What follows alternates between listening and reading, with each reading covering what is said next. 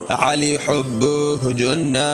قسیم النار والجنہ وصی مصطفى حقا امام الانس والجنہ علی اسرار وحدت نگہبان شریعت علی نفس الہی علی راز مشیت علی عالم کا مولا علی آدم کا مذہب فقہ جعفریہ میں ایک واجب امر ہے، اور دو چیزیں ہمارے پاس ہیں، ایک اصول دین ہے اور ایک فروع دین ہے۔ اصول دین میں تقلید کسی کی بھی نہیں کی جا سکتی، اور فروع دین میں تقلید واجب ہے۔ ہاں، کچھ ایک شرائط ہیں جہاں پر تقلید واجب نہیں ہوتی، وہاں پر احتیاط پہ عمل کیا جاتا ہے، وہاں پر علماء، مراجع عظام، بزرگان اور احادیث محمد و آل محمد سے جو ملتا ہے وہ میں آپ کی خدمت میں حاضر کرنا چاہوں گا کہ اس وقت بندہ تقلید نہ کرے کہ جب وہ قرآن کے متشابہات کو، ناسخ منسوخ کو اور فرمان محمد و آل محمد کے استنباط کرنے کا ملکہ رکھتا ہو، یا وہ خود مجتہد ہو، یا وہ احتیاط پر عمل کرتا ہو، تو تب جا کے وہ کسی کی تقلید نہ کرے تو کوئی حرج نہیں ہے۔ اگر تو وہ نہ تو قرآن اور احادیث کے استنباط کرنے کا ملکہ رکھتا ہے، اور نہ ہی جو ہے وہ مجتہد ہے، اور نہ ہی وہ احتیاط پہ عمل کرتا ہے، تو اس طرح کے باقی بچے ہوئے لوگوں کے لیے تقلید کرنا واجب ہے۔ جو شخص بھی تقلید نہیں کرتا تو اس کے جتنے بھی اعمال ہیں، چاہے وہ نماز ہے، روزہ، حج، زکوٰۃ، خمس یا باقی جتنے بھی امر وجوب الہی جو اللہ نے ہمارے اوپر واجب کیے ہیں، وہ اس طرح سے ان کے اوپر عمل نہیں کرتا جس طرح سے آل محمد نے حکم دیا ہے، یا کوئی کمی کوتاہی کرتا ہے تو وہ اس کی عبادت جو ہے وہ قابل قبول نہیں ہوگی۔ تو آئیے ناظرین محترم، ہم چلتے ہیں اپنے موضوع کی طرف کہ تقلید ہے کیا اور اسے کیوں واجب قرار دیا گیا۔ پہلی چیز یہ کہ تقلید جو ہے، تقلید کا مطلب یہ نہیں ہے کہ جو ہمارے عام معاشرے میں جس کا مفہوم لیا جاتا ہے کہ آپ کسی شخص کی تقلید جو ہے وہ اس کے ذاتی عمل، قول، فعل کی آپ تقلید نہیں کر رہے ہیں۔ تقلید بے معنی اطاعت اور اس کے پیروی کے ہیں، کہ جس میں جو فرمان محمد و آل محمد، جو مجتہدین، مراجع عظام اور بزرگان نے جو بھی حکم احادیث اور روایات سے اخذ کیا ہے،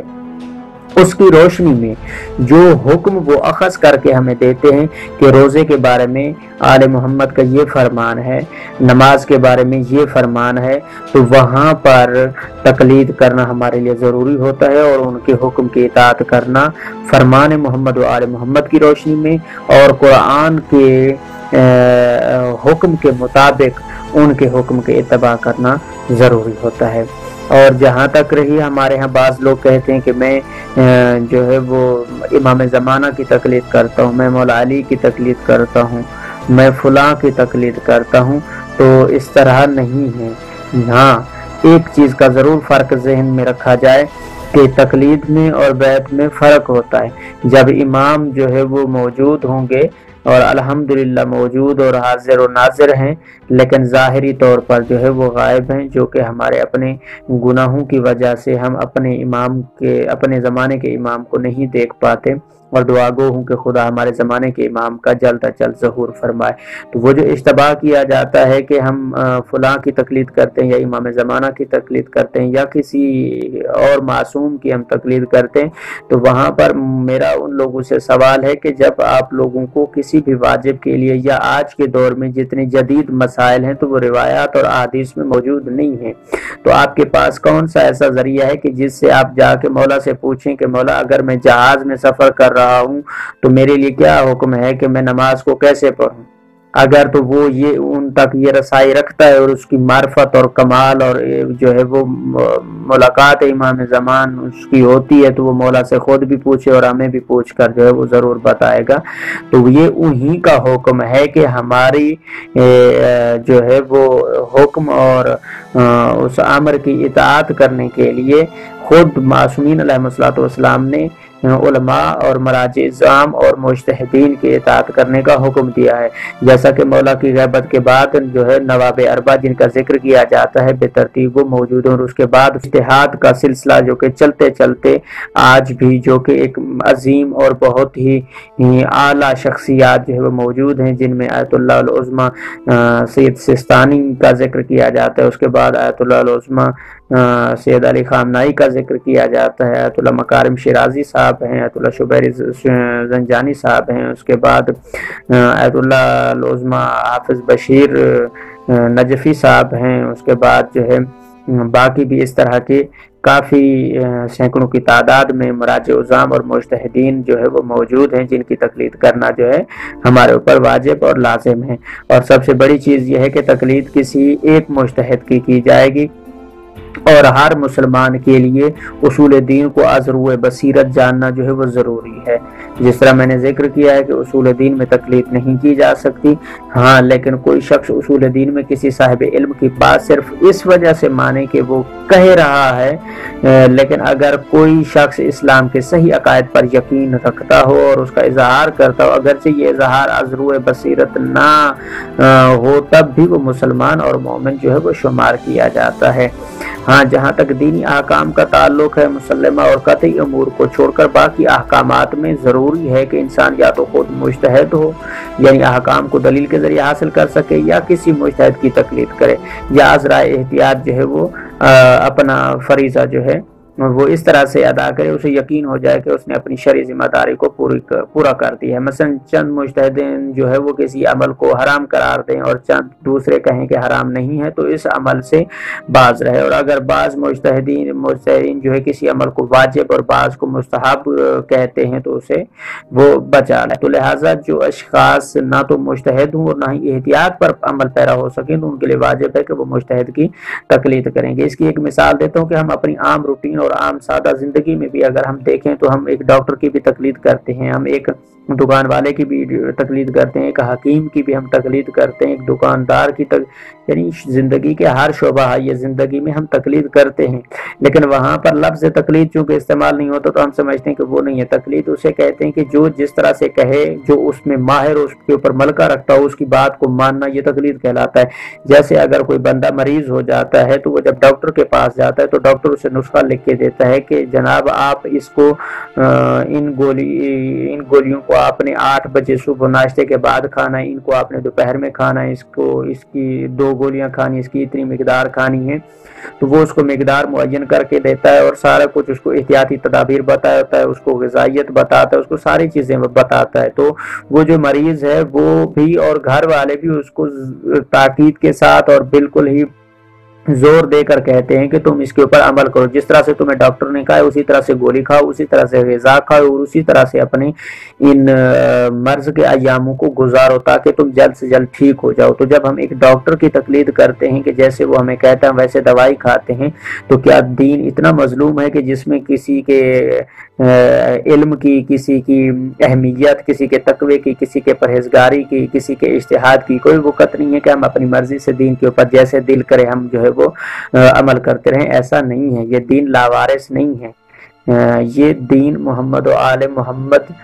کی طرف سے ہم فخر و مباحت کر سکتے ہیں کہ یہ ایسا دین ہے فقہ جعفریہ کا جو اللہ نے ہمیں عطا کیا ہے، کہ جس میں ہمیں دین کی تمام باتیں، دین کے تمام سوالوں کا جواب اور دین کے تمام ان جزیات چھوٹی سے لے کر بڑی تک جتنی بھی بڑی ان تمام کے جوابات ہمارے پاس جو ہے وہ موجود ہیں۔ یہ محمد و آل محمد کے فرامین کی روشنی میں، اور معصوم فرماتے ہیں کہ علماء جو ہیں یہ ایسے ہیں کہ جیسے امت میں ایک نبی ہوتا ہے، اس طرح یہ علماء ہیں۔ تو علماء جو ہیں وہ جس طرح دین کی خدمت کر رہے ہیں، اور جنہوں نے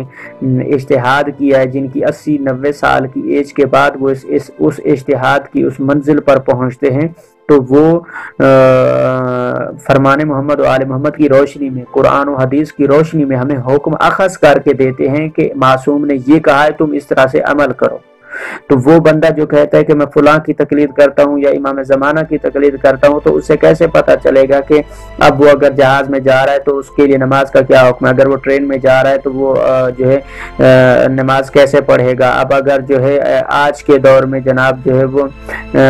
جیسے کوئی کوئی بھی مشکل اسے درپیش آ جاتی ہے، زکوٰۃ ہے، خمس ہے، یا آج کے دور کی جو نئی نئی چیزیں آ رہی ہیں، یا جو ہے دوسرے ہم موضوعات کو دیکھیں تو بہرحال میں اتنا لمبا نہیں کرنا چاہتا ہوں، مختصر سمیٹنا چاہتا ہوں، تو ہم ہر شعبہ یہ زندگی میں جس طرح تقلید کرتے ہیں تو دین میں بھی تقلید کرنا واجب اور ضروری ہے۔ اور ہم اپنے بچوں کو اور اپنے بزرگوں کو، یا جو لوگ نہیں جانتے، اور جہاں تک کچھ لوگ جو ہے مومنین سوال کرتے ہیں کہ تقلید کے بارے میں کہ ہم جب تقلید نہیں کرتے تھے تو جو ہمارے سابقہ اعمال ہے وہ کہاں جائیں گے، تو وہاں پر مجتہدین نے بھی یہی حکم دیا ہے کہ جو اس کے اعمال ہیں اس کو اگر لا علمی میں اس سے وہ انجام ہوئے ہیں اور وہ اسی طرح اس نے دیے ہیں جس طرح عام روٹین میں انجام دیے جاتے ہیں اور وہ دین محمد و آل محمد کے مطابق تھے تو وہ قابل قبول ہیں۔ اور جب وہ تقلید کر لیتا تو اس کے بعد وہ اپنے واجب کا حکم اپنے مجتہد کی طرف رجوع کرے کہ اس کا مجتہد اسے کیا حکم دیتا ہے، اس کے مطابق اس کے اوپر وہ عمل کرے۔ اور دوسری چیز یہ ہے کہ تقلید جو ہے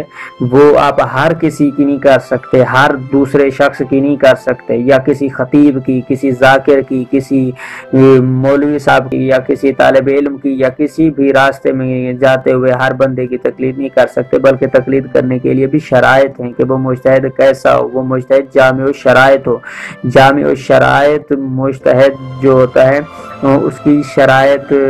بیان کی گئی ہیں، تقریباً 7 شرائط جو ہے وہ بیان کی گئی ہیں کہ جس کسی بھی مجتہد کے فتوے پر عمل کیا جائے دینی احکامات میں اسے تقلید کہتے ہیں، جس میں جو علامات بیان کی گئی مثلا وہ مرد ہو، وہ حلال زادہ ہو، وہ شیعہ اثنا عشری ہو، اس کے بعد جو ہے وہ عادل ہو اور حلال زادہ ہو، زندہ ہو، ٹھیک ہے۔ یہ تمام جو ساری شرائط جو بالغ ہو، عاقل ہو، مرد ہو سے مراد یہ ہے کہ وہ عورت نہ ہو بلکہ وہ مرد ہو، تو یہ ساری جو شرائط بیان کی گئی ہیں یہ ساری چیزیں اس لیے بیان کی گئی کہ یہ ایک کیٹیگری ہے، ایک یہ دائرہ کار ہے، اس دائرہ کار میں جو علماء، جو مجتہدین، مراجع عظام آتے ہیں ان کی آپ جو ہے وہ تقلید کریں۔ یا بعض لوگ یہ سوال کرتے ہیں کہ ہم کن کی تقلید کریں، تو آج کے زمانے میں جو کہ بہت ہی مرجعیت میں ایک علمی پایہ مقام پہ موجود ہیں، جیسے آیت اللہ سستانی صاحب ہیں، اس کے بعد آیت اللہ حافظ بشیر صاحب ہیں، اس کے بعد مقام معظم راہبری آیت اللہ العظمیٰ سید علی خامنائی صاحب ہیں، اس کے بعد جو ہے وہ آیت اللہ مکارم شیرازی صاحب ہیں، اس کے بعد آیت اللہ شبیر زنجانی صاحب ہیں، اس کے بعد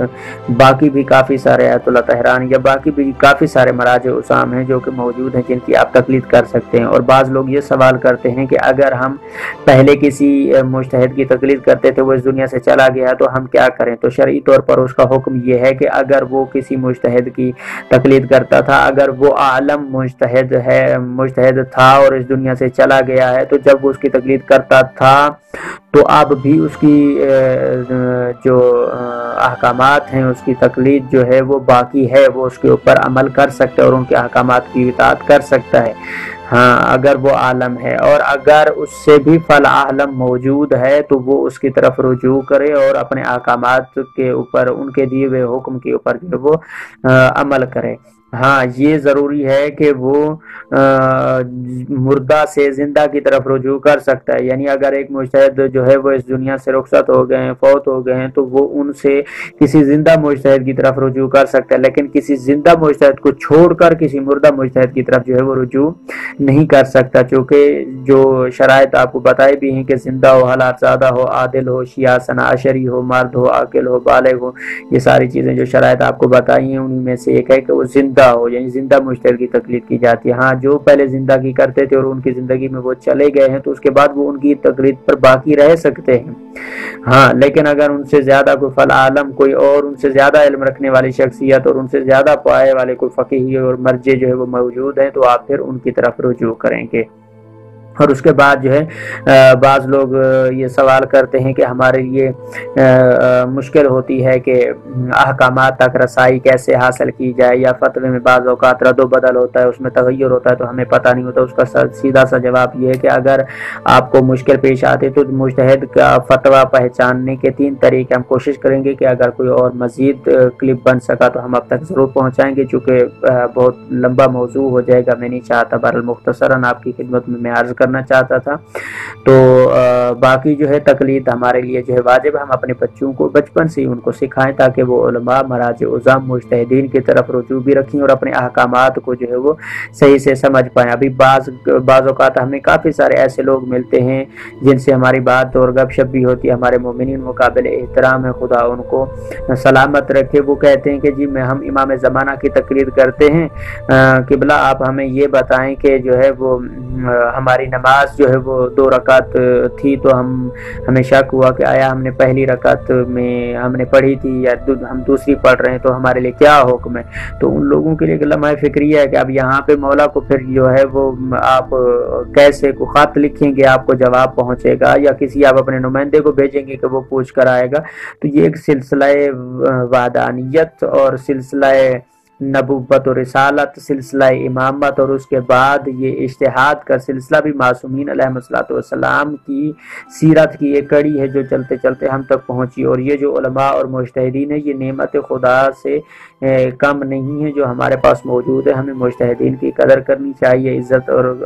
جو ہے ان کا احترام جو ہے وہ کرنا چاہیے، اور اپنے واجبات کو صحیح کرنے کے لیے اور اپنی دنیا اور آخرت کو سنوارنے کے لیے ہمیں علماء اور مراجع عظام کی طرف رجوع جو ہے وہ ضرور کرنا چاہیے۔ تو انہی الفاظ کے ساتھ آپ لوگوں سے اجازت چاہتا ہوں۔ خداوند متعال ہمیں اور آپ کو تمام کو دین محمد و آل محمد پر اور احکامات خداوندی کے اوپر عمل کرنے کی توفیق عطا فرمائے، اور فرمان محمد و آل محمد پر صحیح طور سے عمل کرنے کی توفیق عطا فرمائے۔ فی الوقت کے لیے آپ لوگوں سے اجازت چاہتے ہیں۔